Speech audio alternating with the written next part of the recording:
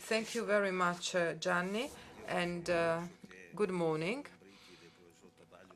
I know that it is difficult to beat the earthworms of Professor Tabaglio, but I will try and be as interesting as he has been, and I will try and do something different in terms of talking about grass too,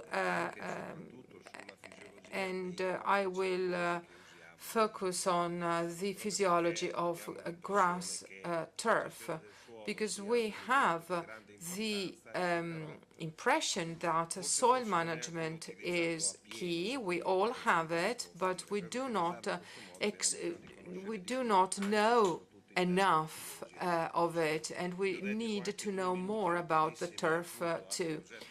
I would like to devote a couple of minutes to the LIFE project, which you see there on the slide. And this process was financed starting in January this year. It lasts 3 years. The partners are Horta Venidea Ervet, the Parchi del Ducato, and Università Cattolica. The areas are protected areas in Western Emilia, and the names of the parks were put on the slide. This project is here, as you see, geographically speaking, and it includes areas in the provinces of Piacenza and Parma. The objective is that of understanding more and to what extent soil management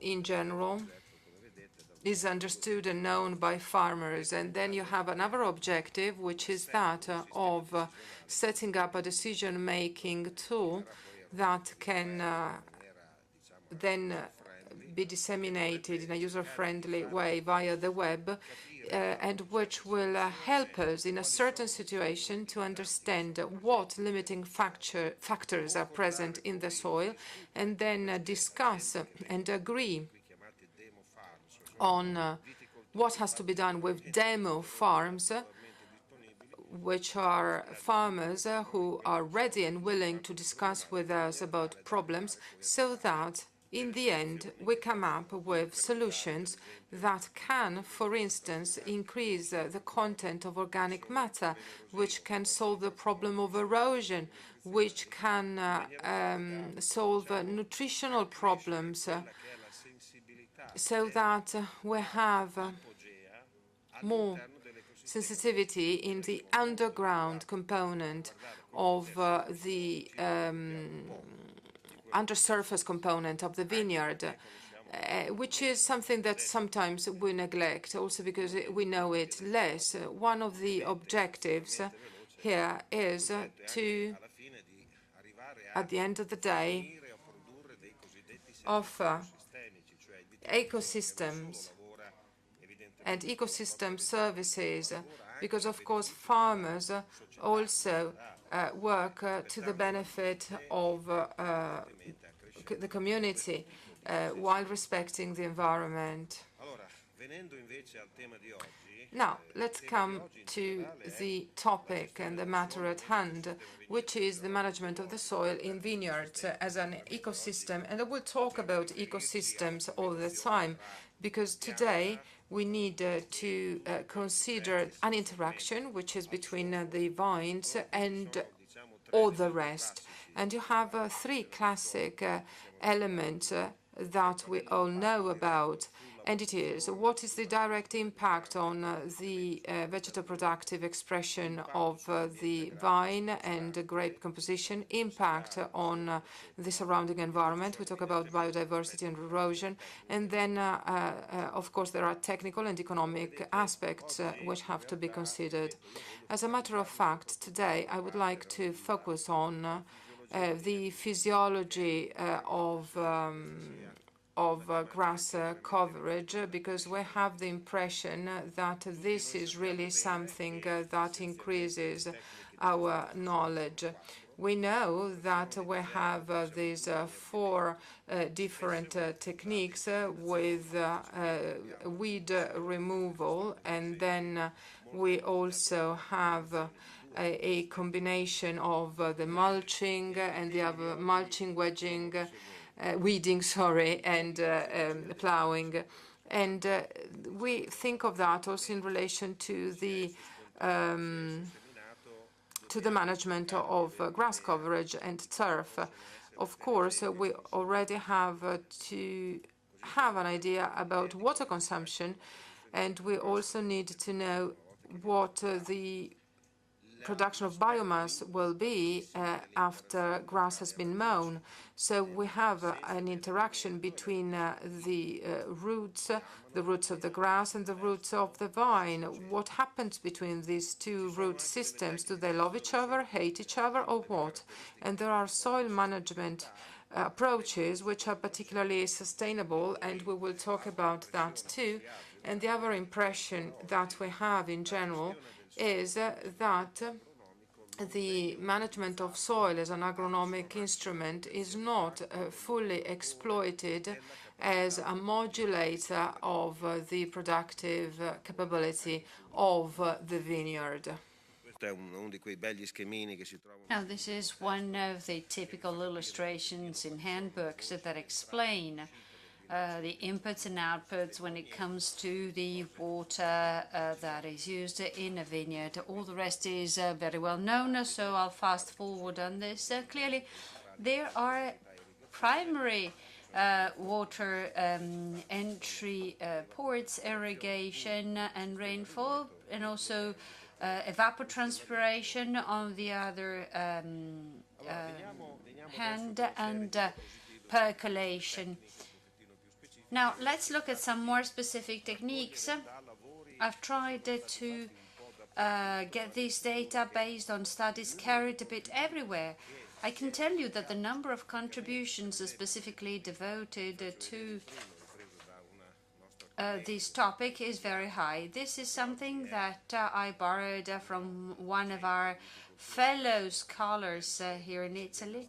She now works at Pennsylvania State University in the US. Now, this colleague of ours worked quite a lot on how you measure the loss of water in a grassland, or it's not easy to do that. In this case, with our cooperation, she elaborated this gaseous exchange system where you have like a transparent box placed on the ground, and with this system of gaseous exchange, whereby the system can measure the concentration in relative humidity that is going in and out, it can measure continuously throughout the 24 hours the respiration and transpiration of the grass, of the sward. It's one of those experimental protocols that will prove very useful in understanding how things are going. Now, this approach can also be, and I'm pretty sure Professor Tabaglio will be very interested in what I'm showing, because not even you had ever thought of using these small tools to measure a few interesting things. It's a very smart and very simple solution. These are basically the outer shells of parts that are placed in the ground, buried in the ground, and that can be lifted from time to time to weigh them and understand what the content of water is due to different factors. Now, if you combine these methods, you can, for instance, measure the correlation between the transpiration in the grassland using the chamber method and the other measurement using the gravimetric method, to start to see regressions of such precision that they will make us understand which of the approaches we should be using, which of the possible approaches. There are data available in the literature on water consumption by certain grass species. This is a relatively old study, but that left a mark. In this case, our Portuguese colleagues had measured, just look at the last column, transpiration, millimeters per day, per unit of surface, compared to the grapevine. In this case, the transpiration was very low because these people, although they were Portuguese, they were working in Germany, so their transpiration is very low. So, what's the news here? They assess the transpiration of these various grass species. Medicago lupolina and Festuca rubra are two grass varieties that can be used for grassing purposes, while the others are standard plants that you find pretty often in the vineyards. Now, when you measure per square meter the transpiration of Festuca rubra, it will be very similar to that of a grapevine. So if you grass with Festuca rubra, being the prevalent grass, you can imagine that the transpiration will be very limited. But if you allow grassing to occur spontaneously and you have a good proportion of Malva neglecta, well, Malva neglecta will consume 4.45, so almost 7 times more than the other varieties. So it's important to understand what grass varieties you're using and what is the effect in terms of water loss compared to other varieties, other species. That's the reason why when we decided to choose a non-spontaneous grassing but artificial grassing using seeds, we will have to always refer to a table like this that correlates the fertility of the soil and the water availability, so that if I have water and if my soil is rich in elements, I could even consider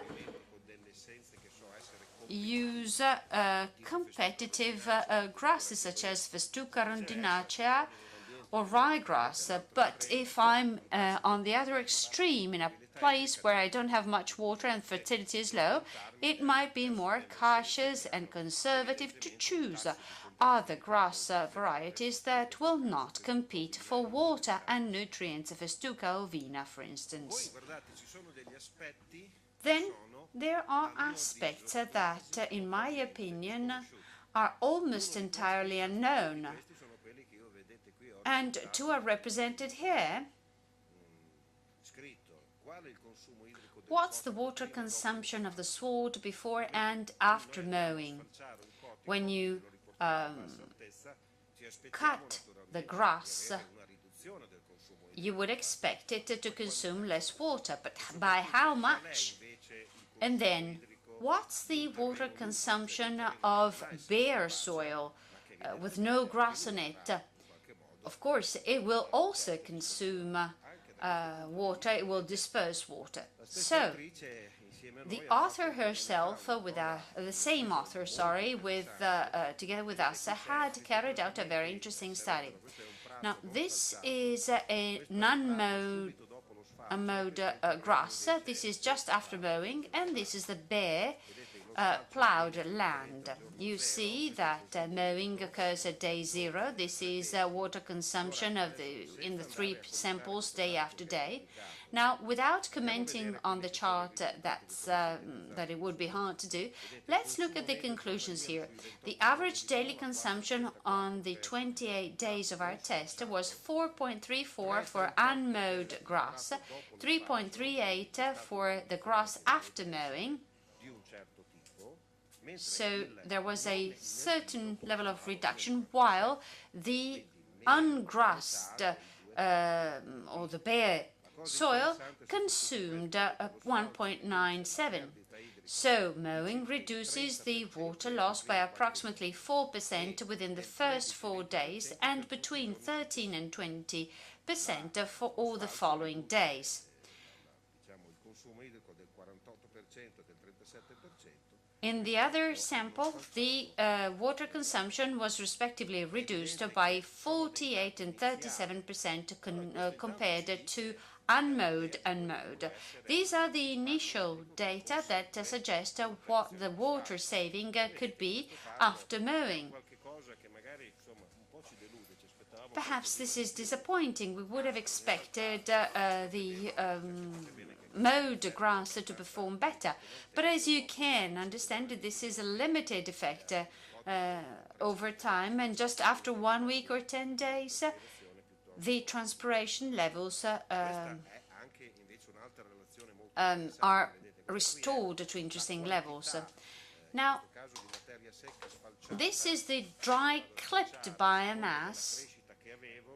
Depending on the level of growth, I will take away some proportion of biomass, and this is the loss of water versus the clipped biomass. This can help us understand how much can be saved as a function of clipped biomass. This is all relevant information. This is very nice, very. This is a very rich study that also was an eye-opener for us. This is a study I carried out many years ago in a vineyard where we had two different soil management samples. On the one hand, you had complete weeding, radical weeding, while in this other sample, you had weeding up to this point. Just think this is the alley, and this is the center of the row. So 40 centimeters from the line of the row, you had Dactylis glomerata sown. Now, the yellow boxes represent the points where you had the maximum development of vine roots, of the vine roots. Now, these are specific data. It's not just a model. It's not surprising to see that in a vineyard where I no longer have weeds, the roots of the grapevines will tend to colonize the shallow layers in the ground. But if I add a specific grass variety in the ecosystem, the roots will tend to go deeper in the ground, almost as if they intentionally avoided the area of the soil which is colonized by the sward. So, while this was primordial as an acquisition back then, is now being corroborated by many other studies that demonstrate there's a physical separation between the roots of the vine and the roots of the grass in the alleys. This is a much more recent study. You have two samples. You have a band of ground 45 centimeters wide, just below the road, with a mix of Festuca rubra, while the no-CC is a weeded, comparable weeded band under the row. Here's the distribution of the depth of the roots in the ground. It is massively more superficial in the case of weeded ground, while little by little with a cover crop, it will tend to go down to deeper depths. And this confirms our previous conclusions. Another very interesting finding of the same study was the following. The researchers also studied the effect on the mycorrhiza in the ground, depending on whether you have a cover crop or not. For all the depths that were analyzed, the amount of AM, or mycorrhizal colonization, changed depending on the presence of cover crops. This is what we, the viticulturists, like to see, because when you compare cover crops versus no cover crops, what you expect is a competition effect. The competition translates into a reduction in dry matter produced. You see that in this case the cover crop is 4.92 kilograms, so minus 17.3% versus the no cover crop.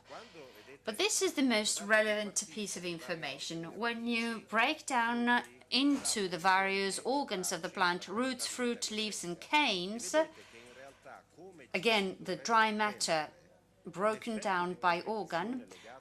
Now, based on the competition effect, that effect is more visible in the aerial part. The leaves and the canes by themselves are inhibited to a proportion of 30%, while the fruit is less inhibited than that. Why is that something that we like? Because that's exactly the kind of competition that we'd like to see. We'd like to have a competition that is more aggressive on the vigor of the plant without downsizing the productivity. This is not always the case, but this is what we'd like to see and what should logically happen based on our expectations. Now, this is very, very nice.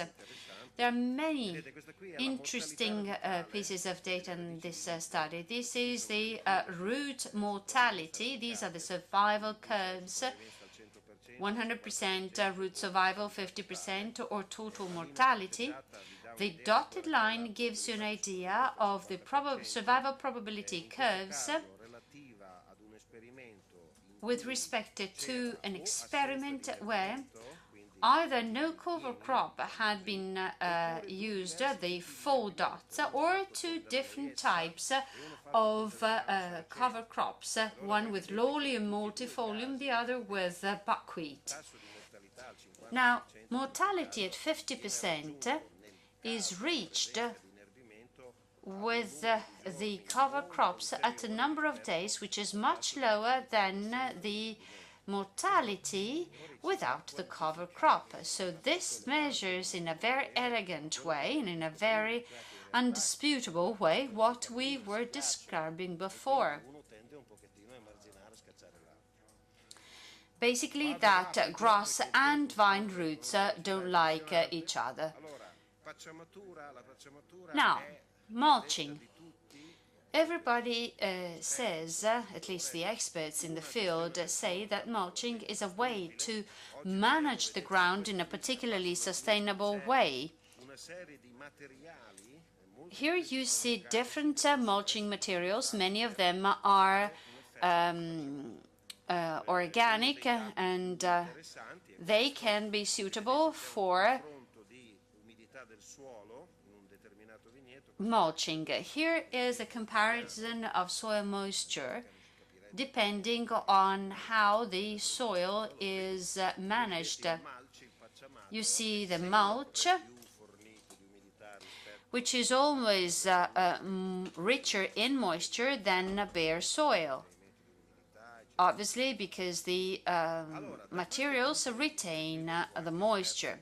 From this point of view, and here's my third point, this gives us, this hints at possibilities to combine in a particularly sustainable way a diversity of soil management techniques. This is just one.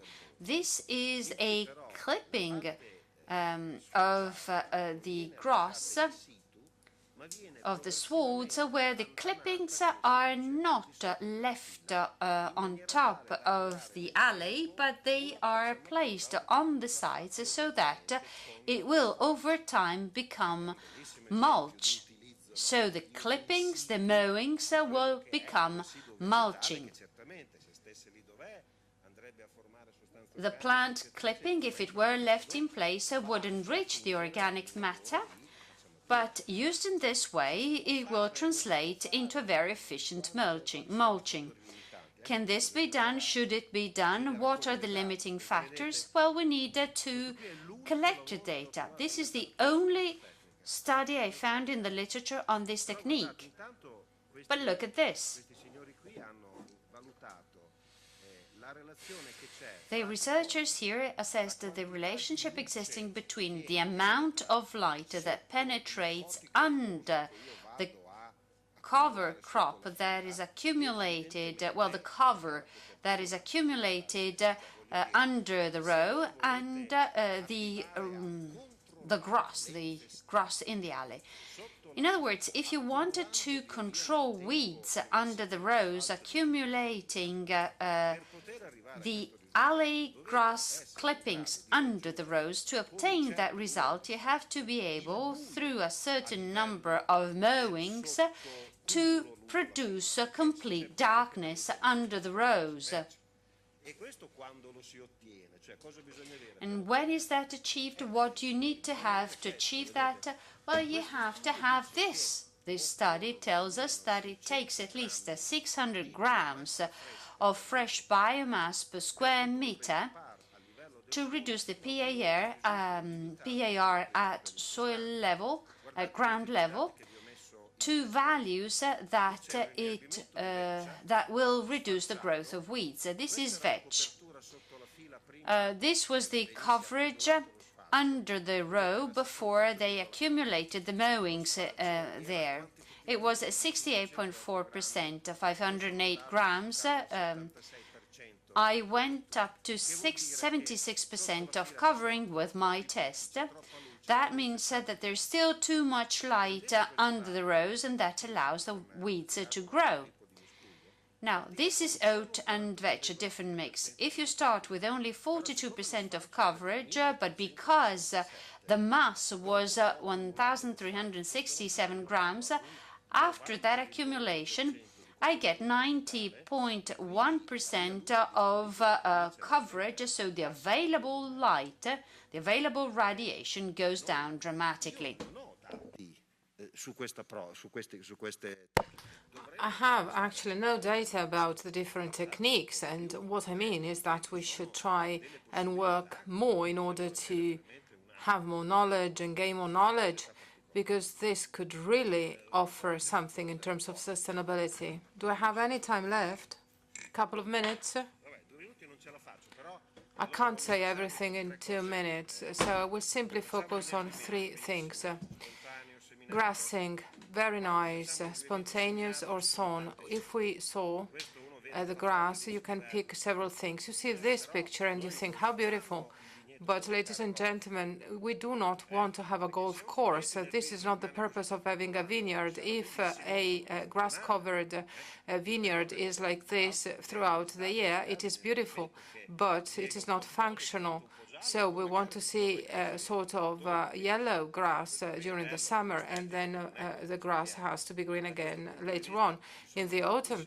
And so you can pick many things to achieve that. Here, Festuca longifolia was used. It is a dwarf Festuca, which is a low competing species, which is highly resistant, which is special in terms of resistance to the fact of being pressed.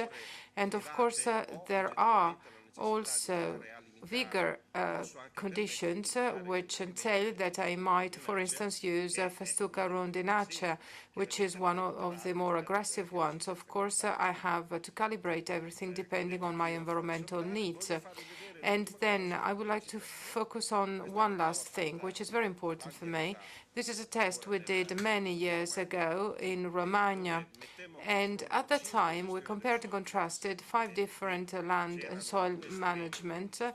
And here you see the 2 extremes. This has been totally tilled. This is totally grass covered. And that sort of daring decision. And then there were 3 intermediate things. And that is here, grass and tillage, weeding plus grassing, and mulching also in this case.